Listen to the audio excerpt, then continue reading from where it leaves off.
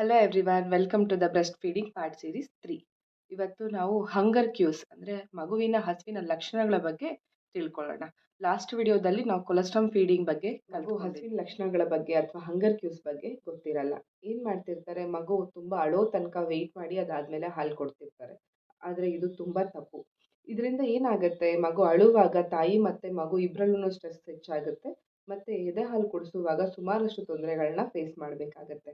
So right time to feed the baby ಅಂದರೆ ಯಾವಾಗ ಮಗು ಹಸಿವಿನ ಲಕ್ಷಣಗಳನ್ನು ತೋರಿಸ್ತಿರುತ್ತೋ ಆವಾಗಲೇ ಪಿಕ್ ಮಾಡಿ ಹಾಲು ಕೊಡಬೇಕು. ಹಸಿವಿನ ಲಕ್ಷಣಗಳಂದರೆ ಏನು? ಮಗು ಬೆರಳು ತೆಗೆದು ಬಾಯಲ್ಲಿಟ್ಕೊಂಡು ಚೀಪೋದು, ಮಾಡ್ತಾ ಆ ಕಡೆ ಈ ಕಡೆ ಹುಡ್ಕೋದು, ಕೆಲವೊಂದು ಸರಿ ತನ್ನ ತುಟಿನ ತಾನು ನೆಕ್ಕೊಳ್ತಾ ಇರುತ್ತೆ. ಸೊ ಇದನ್ನೆಲ್ಲ ನಾವೇನಂತ ಹೇಳ್ಬೋದು, ಹಸಿವಿನ ಲಕ್ಷಣಗಳಂತ ಹೇಳ್ಬೋದು. ಮಕ್ಕಳು ಈ ಹಸಿವಿನ ಲಕ್ಷಣಗಳನ್ನು ಎಷ್ಟೊತ್ತು ತೋರಿಸ್ತಾರಪ್ಪ? 10ರಿಂದ 15 ನಿಮಿಷದ ತನಕ ತೋರಿಸ್ತಾರೆ.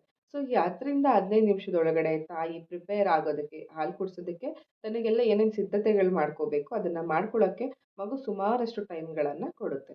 ಸೊ ಈ ಟೈಮಲ್ಲಿ ಯಾವಾಗ ತಾಯಿ ಮಗು ಆಟಾಡ್ತಾ ಇದೆ ಅಥವಾ ಮಗು ಅದ್ರ ಪಾಡಿಗೆ ಅದೇನೋ ನೋಡ್ತಾ ಇದೆ ಅಂತ ಬಿಟ್ಬಿಡ್ತಾರೋ, ಸೊ ಒಮ್ಮೆಲೆ ಮಗು ಹಸಿವಿಗೆ ಜೋರಾಗಿ ಅಳಕ್ಕೆ ಸ್ಟಾರ್ಟ್ ಮಾಡುತ್ತೆ. ವಿಡಿಯೋ ಎಂಡಲ್ಲಿ ಈಗ ಮಗು ಹಸಿವಿನ ಲಕ್ಷಣಗಳು ಹೇಗಿರುತ್ತೆ ಅನ್ನೋದನ್ನ ನೋಡೋಣ.